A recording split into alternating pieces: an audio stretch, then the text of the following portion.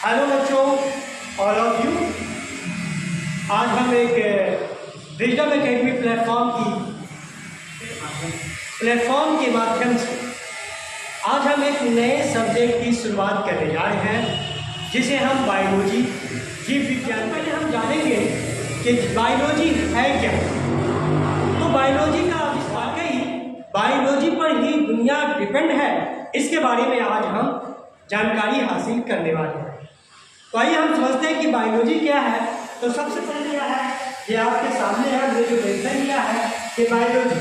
तो आप लोग बाकी होंगे जानते हैं कि बायोलॉजी क्या है। तो बायोलॉजी को कहते हैं जीव विज्ञान। ठीक है, बायोलॉजी दो ग्रीक शब्दों से मिलकर बना है, जिसे हम बायोलॉजी कहते हैं। तो अब दो ग्रीक शब्दों से मिलकर बना है, तो बायो प्लस लोगस। बायो का अर्थ होता है जीव और लोगस का अर्थ होता है अध्ययन। अब हम दो ग्रीक शब्दों को जोड़ करके पढ़ते हैं, तो इसे कहते हैं जीवों का अध्ययन। अब आइए, बायोलॉजी क्या है। तो बायोलॉजी जीव विज्ञान की खोजकर्ता अरस्तु ने किया था। जो बायोलॉजी को सर्च करने वाले जो एक साइंटिस्ट थे अरस्तु ने ही बायोलॉजी को ढूंढ निकाला था।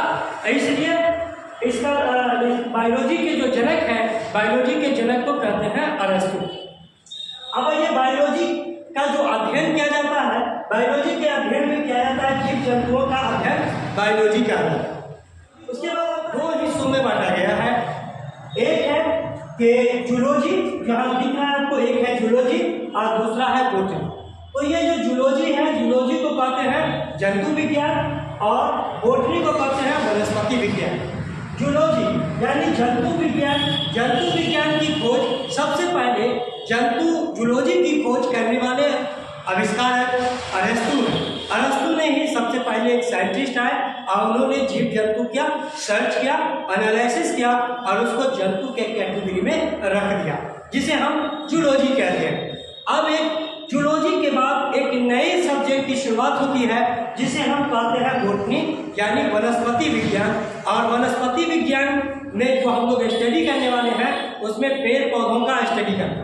वनस्पति विज्ञान के जनक को कहते हैं थ्यूफिरेस्टस। अब यहाँ हमने मेंशन कर दिया है, इसे क्या कहते हैं, थ्यूफिरेस्टस यानी वनस्पति विज्ञान के जनक को क्या कहते हैं, थ्यूफिरेस्टस कहते हैं। आइए हम जंतु विज्ञान में पढ़ते हैं बच्चों जूलॉजी। जंतु विज्ञान में हम पढ़ने वाले हैं सेल के बारे में जानने वाले हैं। तो आइए हम एक शुरुआत करते हैं सेल से। सेल को हम लोग कहते हैं कोशिका। कोशिका को संक्षेप में हम लोग समझने की कोशिश करेंगे कि कोशिका क्या है। तो कोशिका क्या है, basic structure and functional unit of life. इसे आसान लफ्जों में समझे कि कोशिका क्या है। तो कोशिका संरचनात्मक और कार्यात्मक इकाई को कोशिका कहते हैं।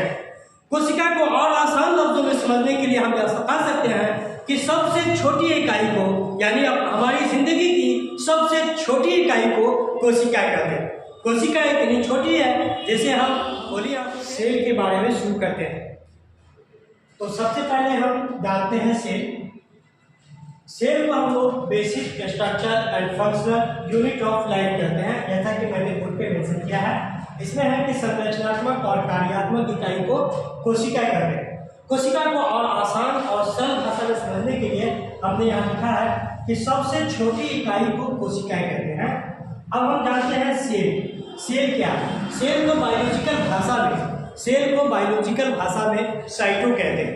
और साइटो के अध्ययन को साइटोलॉजी, सेल के अध्ययन को साइटोलॉजी कहते हैं। सेल के अध्ययन को यहाँ देख सकते हैं आप कि सेल के अध्ययन को साइटोलॉजी कहते हैं। अब हम जानते हैं कि कोशिका का आविष्कार, सर्वप्रथम कोशिका का आविष्कार करते हैं। तो हम स्टार्ट करके यहाँ लिखेंगे सर्वप्रथम सेल का आविष्कार। सर्वप्रथम सेल यानी कोशिका का आविष्कार।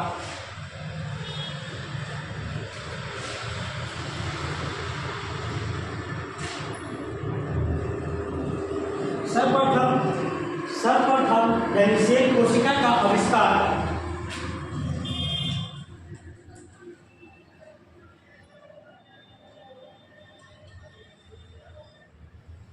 रॉबर्ट हुक ने 1600 1965 में किया।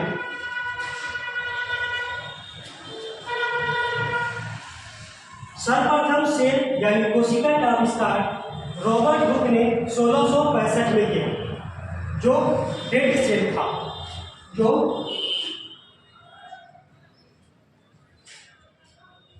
डेड सेल जिसे हम मृत कोशिकाएं कहते हैं।